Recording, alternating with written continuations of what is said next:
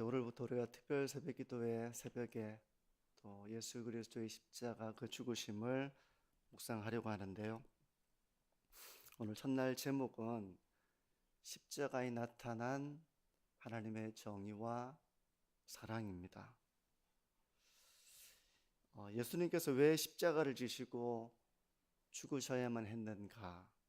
이 물음을 따라가면 우리가 만나게 되는 것이 바로 하나님의 정의와 하나님의 사랑입니다.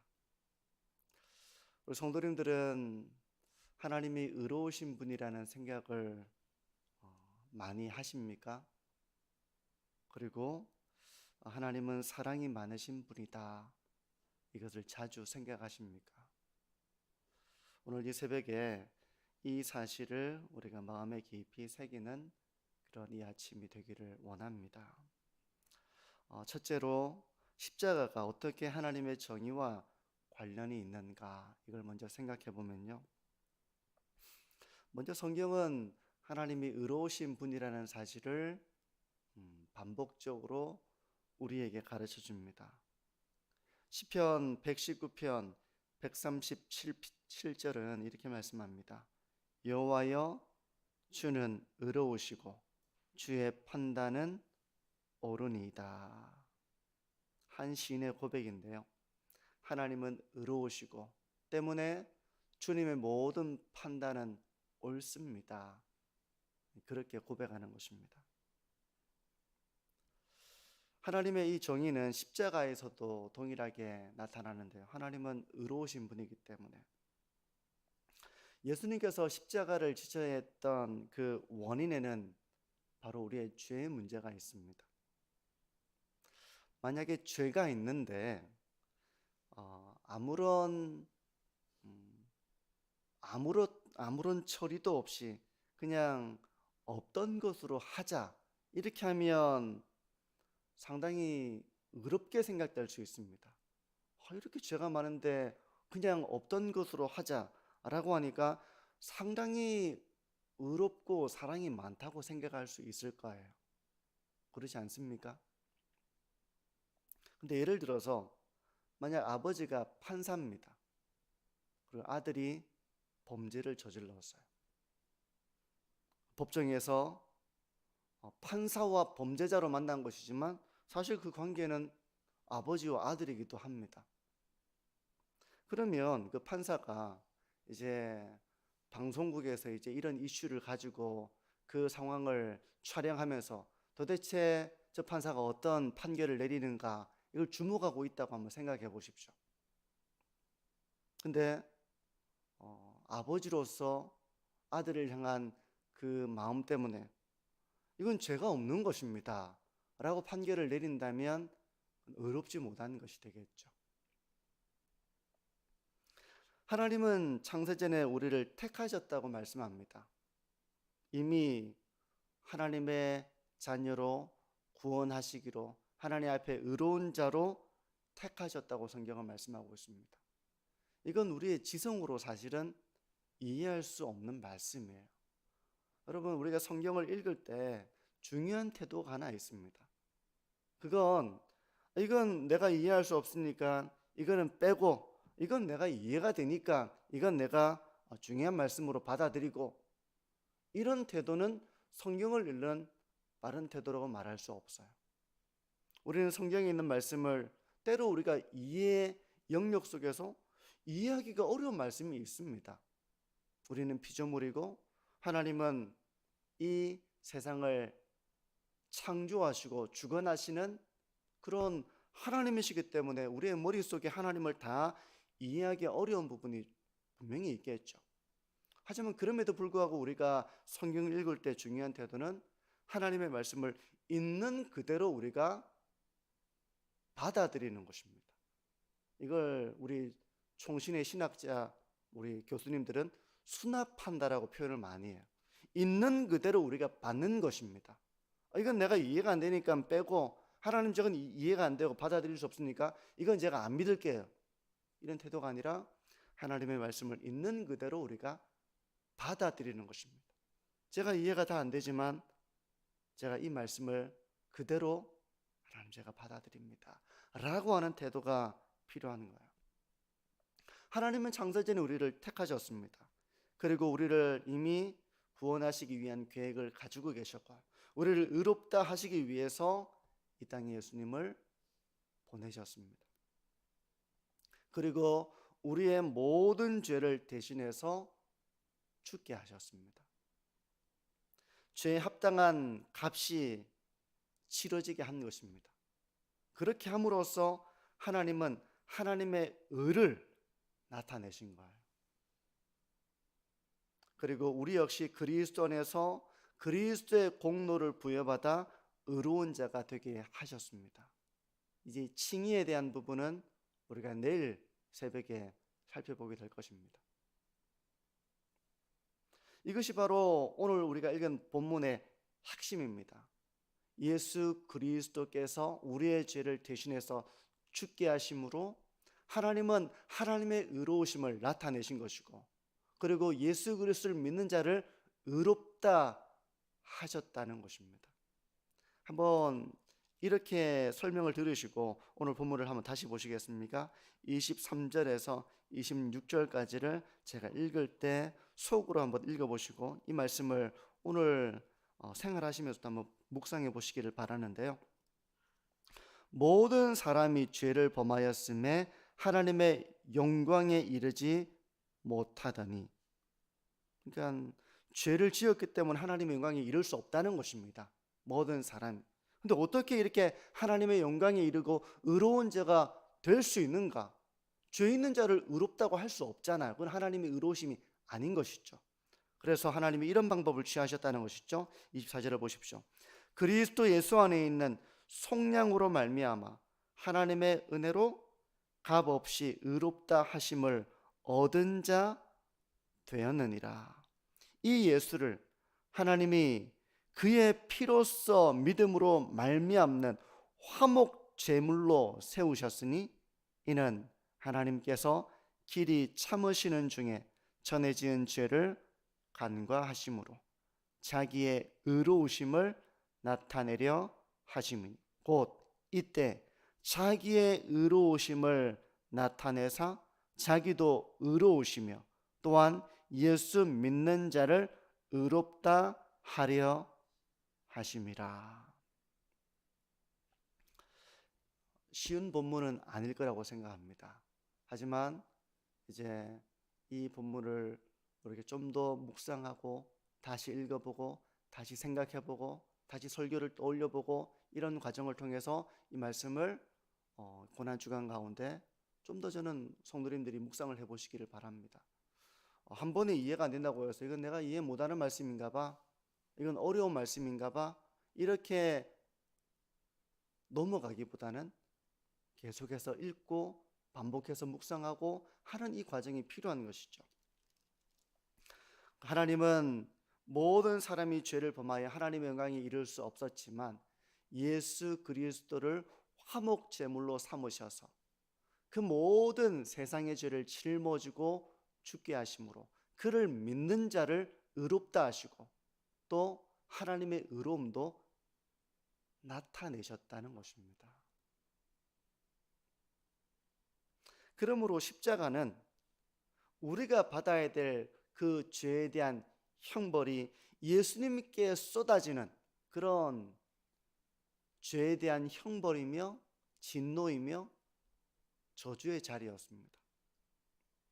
죄의 문제를 의롭게 해결하시는 하나님의 성품을 보여주는 것입니다. 죄의 삭은 사망인데 너는 괜찮아, 내가 택했으니까 너는 죄 없어, 이렇게 하지 않으시고 그 죄에 대한 값을 예수 그리스도께 모두 지우셔서 우리가 받아야 될 형벌을 하나님께서 예수 그리스도께 지우시고 받게 하셨다는 것입니다. 하나님께서 죄의 문제를 의롭게 처리하신 거예요. 왜 이렇게 행하셨을까요? 하나님께서 왜 이렇게 행하신 것일까요? 그것은 바로 우리가 멸망하지 않고 영생을 얻게 하기 위한 하나님의 사랑 때문이었다고 성경은 말씀합니다. 요한복음 3장 16절은 우리가 잘 알고 암송하는 성경 구절인데요. 이렇게 말씀을 합니다. 다시 생각해 보십시오. 하나님이 세상을 이처럼 사랑하사 독생자를 주셨으니 이는 그를 믿는 자마다 멸망하지 않고 영생을 얻게 하려 하심이라. 하나님은 창세전에 우리를 택하셨습니다. 우리를 구원하시기 위해서 독생자 예수 그리스도를 우리에게 주셨습니다. 그를 믿는 자마다 멸망하지 않고 영생을 얻게 하기 위해서 예수님을 이 땅에 보내셨다고 하나님은 선언하고 있는 것입니다. 우리가 멸망하지 않고 영생을 얻고 의로운 하나님의 자녀가 되게 하기 위해서 예수님을 이 땅에 보내셨고, 우리가 짊어져야 될 모든 죄에 대한 형벌과 저주를 예수님께서 고스란히 받도록 하셨다는 것입니다. 그리고 하나님께서 이 일을 하신 것은 우리가 죄인 되었을 때 이 일을 하셨다는 거야. 이 일을 계획하셨고 이 일을 실행하셨다는 것입니다. 로마서 5장 8절은 이렇게 말씀을 합니다. 우리가 아직 죄인 되었을 때 그리스도께서 우리를 위하여 죽으심으로 하나님께서 우리에 대한 자기의 사랑을 확증하셨느니라. 이 하나님의 사랑은 우리가 죄인 되었을 때 실행되었습니다. 우리가 구원받은 이후에도 하나님의 이 사랑은 변함없이 유지가 됩니다. 우리가 죄인 되었을 때 시작된 이 사랑이 구원받은 이후에 우리가 실수하고 잘못하고 허물이 나타나고 우리 가운데 어리석음이 나타나고 우리 가운데 죄가 나타나고 이렇게 한다고 해서 변하지 않으신다는 것입니다.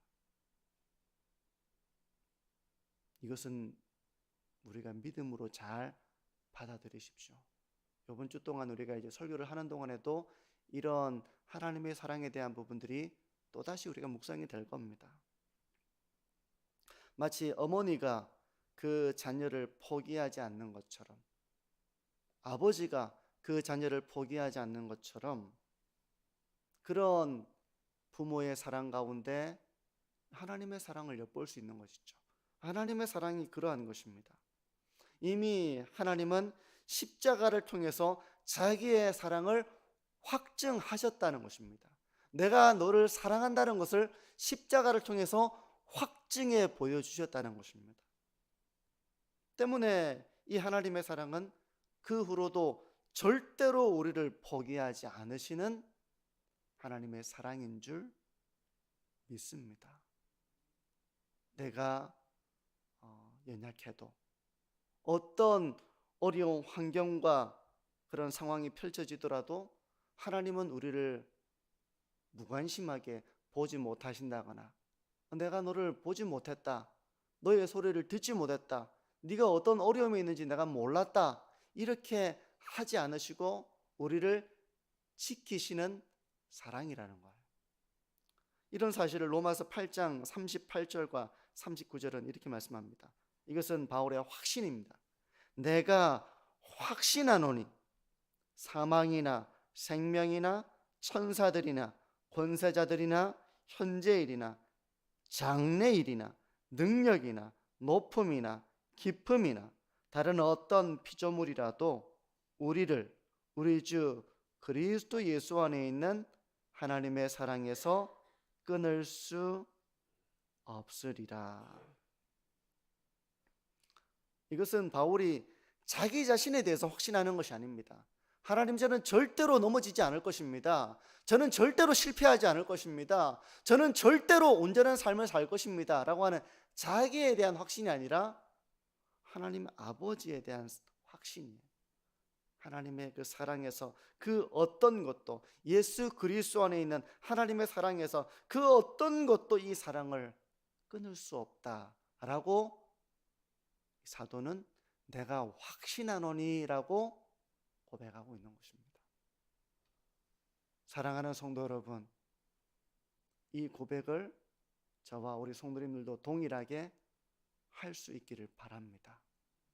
자녀가 부모의 사랑을 확신할 때 이런 믿음을 가지고 내가 어떤 환경 가운데 있더라도 그래도 부모님이 나를 위해 기도해주고 나를 지지해주고 나를 지켜주고 나를 보호해주고 그 부모의 사랑을 받으며 자란 아이는 이런 부모의 사랑과 헌신을 확신할 수 있잖아요.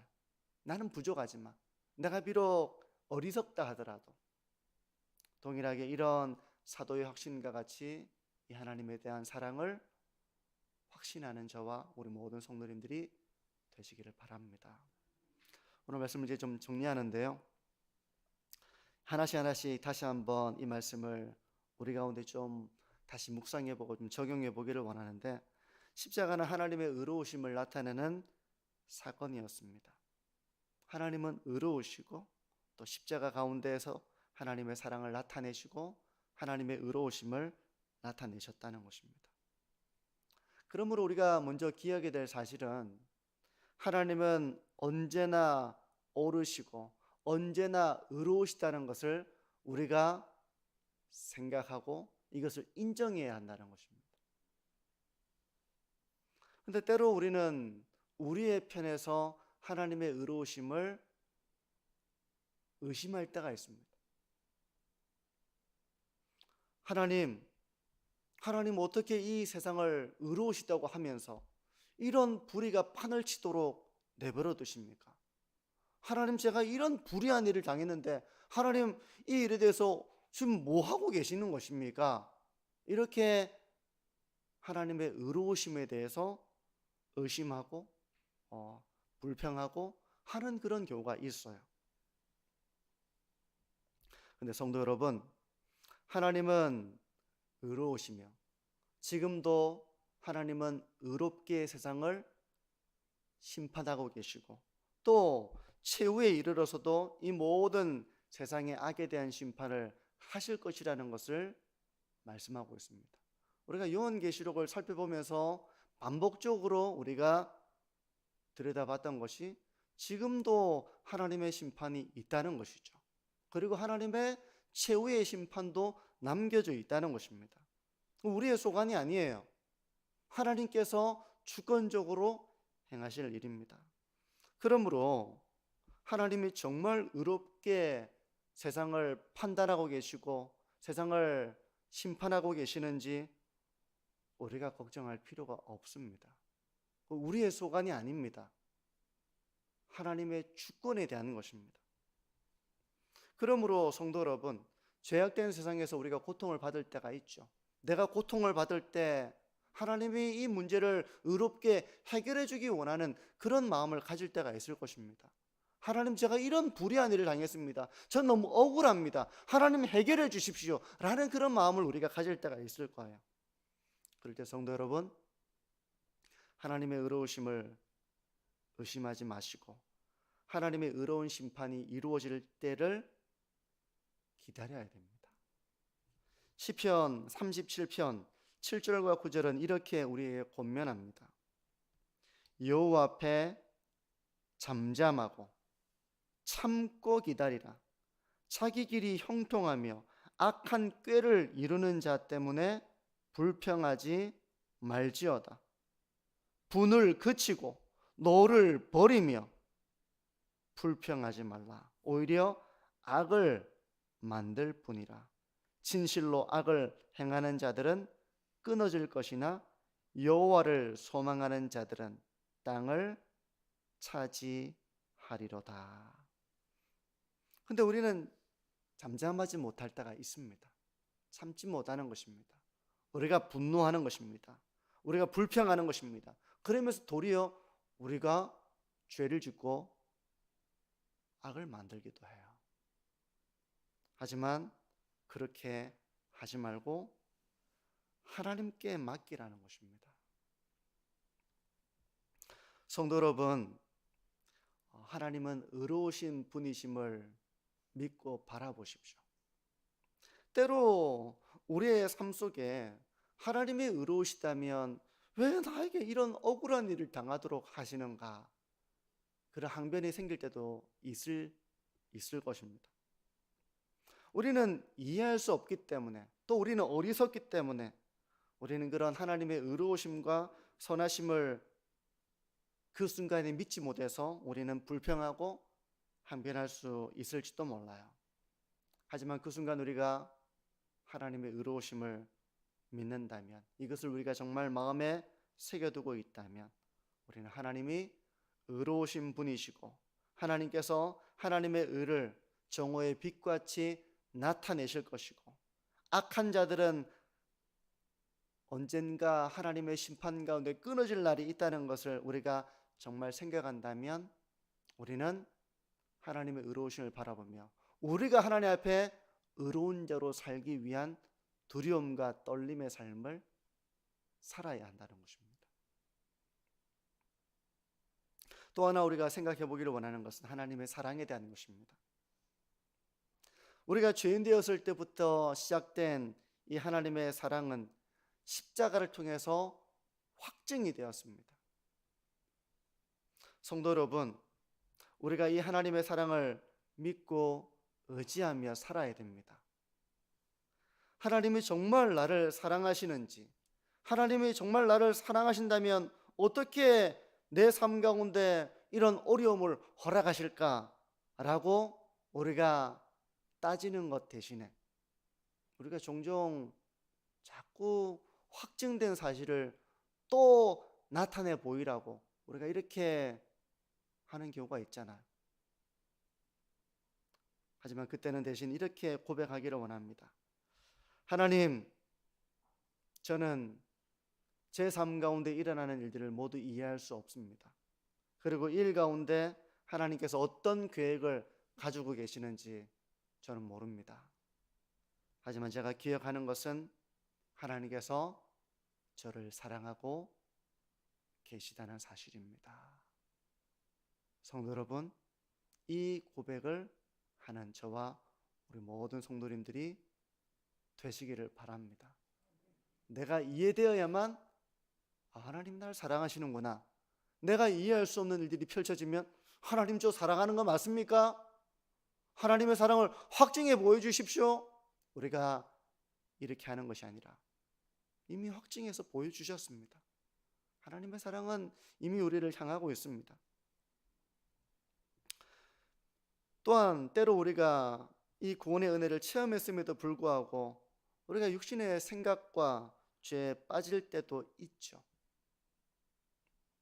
그럼에도 불구하고 하나님은 오래 참으심으로 우리를 바라보고 계시고, 우리가 다시 회개하고 돌이키면 뜨겁게 안아주시는 아버지의 사랑임을 바라보십시오. 우리는 지금까지 그 하나님 아버지의 오래 참으심과 사랑으로 여기까지 왔습니다. 앞으로도 우리가, 나는 지금 우리 성도님들 생각에 내가 죄를 지을 거야 이런 마음을 가지고 계신 분은 없지만, 그럼에도 불구하고 우리의 연약함이 드러나는 순간이 또 생길 수 있겠죠. 하지만 그럴 때마다 이미 예수 그리스도의 십자가 안에 있는 하나님의 확증된 사랑을 바라보며 하나님께로 나아가서, 하나님 제가 잘못했습니다. 하나님 저를 용서해 주십시오. 하나님 저를 다시 구원의 즐거움을 회복시켜 주십시오. 저를 멀리 쫓아내지 마시고 저를 다시 품어 주십시오 라고 그 사랑 앞에 엎드리고 은혜를 구하시는 이 신앙의 길을 잘 걸어가시는 우리 모든 성도님들이 되시기를 바랍니다.